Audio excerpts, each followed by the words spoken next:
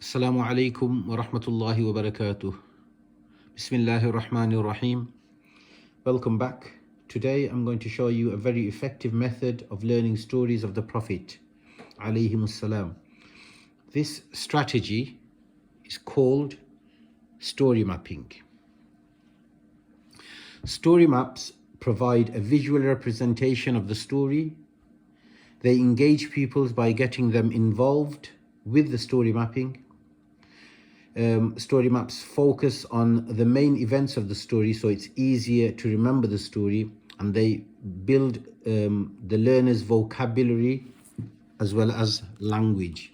And the most important thing, I think, is that students really enjoy creating story maps. Please remember that depicting any prophet is not permissible in Islam. Please make sure you make that clear to the children when doing these activities. Okay, so this is a story map of the Ark of Nuh alayhi salam. I will talk you through it and try to retell the story using the story map. Okay, so a long time ago, so that you've got I've drawn a clock there. You can use whatever you like. It doesn't need to be the same as mine.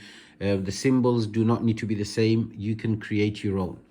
So this indicates that it happened a long time ago. Long ago, there lived an old and pious man. Old and pious. This man was called Nuh alayhi salam, and he was also a prophet of Allah. Okay, so during his time, people did not worship Allah. So you have a picture of some stickmen here. People did not worship Allah. So Allah subhanahu wa ta'ala sent Nuh alayhi salam to the people to teach them about Allah and the truth. I've written the word truth here because the people denied the truth. The truth was that Allah was the only one worthy of worship, and they denied this truth. Nuh alayhi salam, he tried his best to convince these people. He tried his best to tell them about the message of Allah and about Allah himself. And he did this for a very long time. A very few people accepted Nuh alayhi salam's message. So I've got only a few people here who accepted Nuh alayhi salam. Majority of the people rejected the message of Nuh alayhi salam. These are the rich people, so they've got crowns on their heads and they've got capes on, which indicates that they were the rich people. The rich people turned against Nuh alayhi salam and they tried to harm him. So this, you can see there's a thought bubble here. They tried to harm him. Right, so we've got Nuh alayhi salam making dua to Allah subhanahu wa ta'ala. He prayed to Allah subhanahu wa ta'ala for help, and Allah subhanahu wa ta'ala heard his prayer. And what did Allah subhanahu wa ta'ala ask him to do? Allah subhanahu wa ta'ala asked him to build an ark, to build a large ark. Allah subhanahu wa ta'ala told Nuh alayhi salam about the great flood, and that this great flood would be a punishment for the bad people. So Nuh alayhi salam, he built the huge ark. A few believers, the few who believed in Nuh alayhi salam, they helped Nuh alayhi salam to build this ark.